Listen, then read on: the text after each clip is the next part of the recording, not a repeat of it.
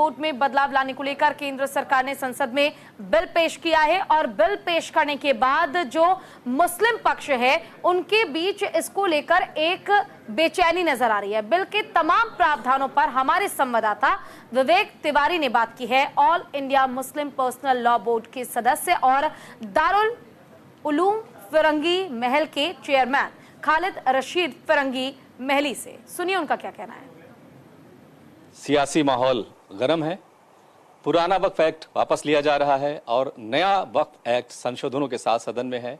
हमारे साथ खालिद रशीद फिरंगी महली साहब हैं, all India Muslim personal law board के मेंबर हैं। मुस्लिम कम्युनिटी में इस नए बिल को लेकर किस तरह की हलचल है, इनसे बात करते हैं। खालिद साहब, क्या रिएक्शन है आपका जो नया बिल आ रहा है?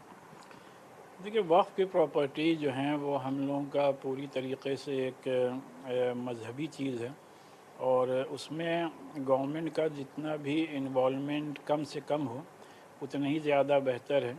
और जो वक्फ एक्ट 1995 बना, फिर जो उसमें अमेंडमेंट हुए 2013 में, उसके बाद जो मौजूदा कानून है इस वक्त वक्फ का, उसमें वक्फ की प्रॉपर्टीज़ के मैनेजमेंट, उनकी सेफ्टी, उनकी सिक्योरिटी और उनके डेवलपमेंट के लिए तमाम कानून मौजूद हैं।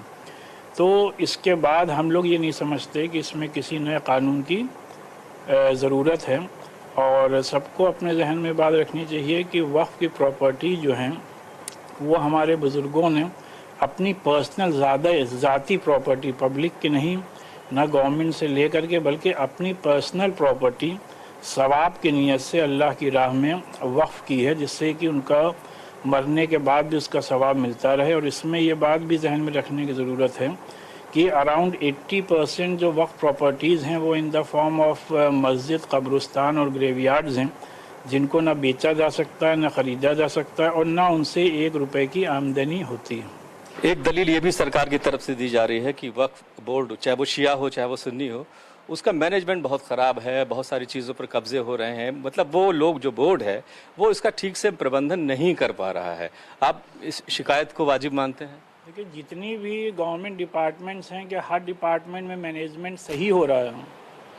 आप बिजली डिपार्टमेंट देख लें तो उसमें कितनी बिजली जाती है, क्या हाल है। जितने भी सरकारी डिपार्टमेंट्स हैं कि सबका मैनेजमेंट 100% सही है। अब अगर वहाँ पे मैनेजमेंट 100% सही नहीं है तो क्या आप उस डिपार्टमेंट से रिलेटेड तमाम कवानीन को बदल के रख देंगे? ये तो मुमकिन नहीं है। तो आखिर वक्फ बोर्ड को ही निशाना क्यों बनाया जा रहा है? आखिरी सवाल, सरकार कानून कोई भी बना दे, अगर जो लोग हैं उससे मुतमईन नहीं है, उनको लगता है कि संविधान के खिलाफ ये कानून बन गया है, तो आखिर में वो सुप्रीम कोर्ट का दरवाज़ा खटखटाते हैं, जो इसकी समीक्षा करता है कि कानून में किसी मौलिक अधिकार का उल्लंघन तो नहीं हुआ है। तो मुस्लिम पर्सनल लॉ बोर्ड ने क्या कुछ सोच रखा है, अगर ये बिल पास होता है या लागू होता है, इसके खिलाफ सुप्रीम कोर्ट में जाने की?